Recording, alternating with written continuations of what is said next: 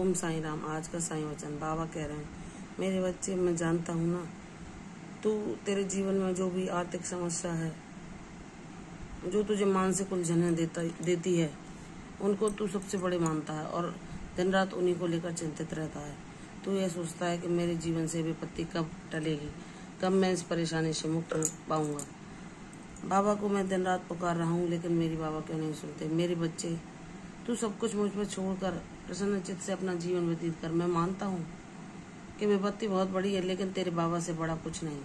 हर विपत्ति, हर समस्या तेरे बाबा के लिए तुच्छ है। वह क्षण भर में तेरी समस्या को समाप्त कर सकते हैं, फिर वह क्यों नहीं कर रहे, इसका कारण तुझे तेरी समस्या के समाप्त होने पर पता चल जाएगा। क्योंकि बाबा जो भी करते हैं उसके पीछे कोई ना कोई कारण छुपा होता है। हमें उनकी मर्जी को ही अपनी मर्जी मानकर उसमें प्रसन्न रहना सीखना चाहिए। व्याकुलता को छोड़ देना चाहिए। कभी भी उनसे यह उम्मीद नहीं करनी चाहिए कि बाबा अब मैं परेशान हूँ, मैं व्याकुल हूँ, मैं विचलित हूँ, तो तुरंत आप मेरी इस मनोकामना को पूर्ण कर दीजिए। मेरे बच्चे, जो तुम्हारे लिए हितकर होता है वही बाबा करते हैं। इसलिए यह मत सोचो कि बाबा तुम्हारे जीवन में इन परेशानियों को क्यों नहीं हर रहे। हर चीज़ का एक निश्चित समय होता है और वह हमारे लिए उचित होता है, लेकिन यह हम नहीं जब तक जान पाते, जब तक बाबा की वह लीला हमारे सामने नहीं आ जाती। जब तुम मांगते हो और कहते हो कि ईश्वर मेरे मन का नहीं करते, तो वह ईश्वर के मन का हो रहा है, वह तुम्हारे लिए उचित है और इसका भविष्य में तुम्हें पता अवश्य चलता है। इसलिए जो ईश्वर हमें जैसा रखना चाहते हैं, उनकी मर्जी में अगर तुम शांत चित्त से प्रसन्न रहना सीख जाओ और उनके हवाले सब कुछ कर दो, तो फिर वह एक दिन ऐसा अवश्य आता है कि सब कुछ तुम्हारे मन का होता है। क्योंकि प्रभु कहते हैं कि मेरे बच्चे ने सबरी धारण करना सीख लिया है। यह मेरी इच्छा, कोई अपनी इच्छा मानकर मेरे भरोसे हर परिस्थिति में, चाहे वह कितनी विकराल क्यों न हो, मेरा नाम जप करके मेरे भरोसे बैठा है, तो वह सब परिस्थितियों को हमारे अनुरूप कर देते हैं, हमारे अनुकूल कर देते हैं। इसलिए मेरे बच्चे, तू घबरा मत, अपने चित्त की शांति को ना खो। जब नकारात्मक विचार तेरे मन में आते हैं तो तू मेरे नाम का जप निरंतरता में ला दे और हर समय बाबा की लीलाओं का गुणगान कर, उनका श्रवण कर, ताकि यह बातें तुझे विचलित ना कर सकें और तेरे ध्यान को ना भटका सकें और तुझे उदासी और निराशा ना दे सकें। मैं जानता हूँ तूने बहुत लंबे समय हर परिस्थिति का सामना किया है और अपने बाबा पर विश्वास किया है, लेकिन जब बाबा ने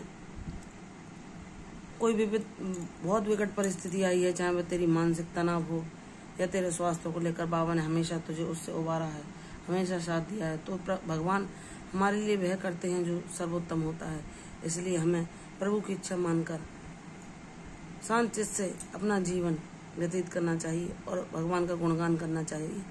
क्योंकि दुख और सुख तो जीवन में आते जाते रहते हैं, लेकिन जिसे प्रभु का सानिध्य प्राप्त होता है वह भाग्यशाली होता है।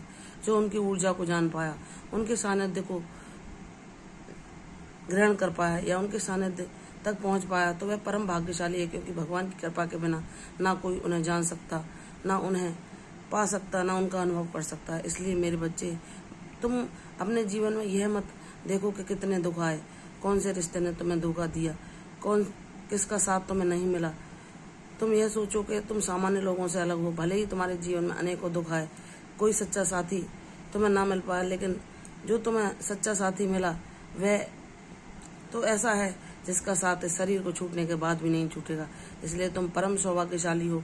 अपने भाग्य को दोष ना देकर अपने आप को परम सौभाग्यशाली मानते हुए बाबा को बार बार धन्यवाद करो, ताकि तुम्हारा दुर्भाग्य भी सौभाग्य में बदल जाए और बाबा तुम्हें तुम्हारे सब कष्टों से मुक्ति दिलाकर अपने आशीर्वादों की वर्षा तुम पर सदैव के लिए करें। मेरे बच्चे, जब मैं गणपति बनकर तेरे घर में विराज गया हूँ, तो मैं विघ्न विनाशक बनकर तेरे जीवन से सभी संकटों को काट कर अपने साथ ले जाऊंगा और तुझे परेशानियों से मुक्त करके अपने आशीर्वाद देकर ही तेरे घर में खुशहाली, समृद्धि, सुख शांति की वर्षा करके ही जाऊंगा। इसलिए मुझ पर विश्वास कर। गणपति की सच्चे हृदय से, खुशी से, उमंग के साथ पूजा अर्चना कर, वह तेरे सभी विघ्नों को काट देंगे।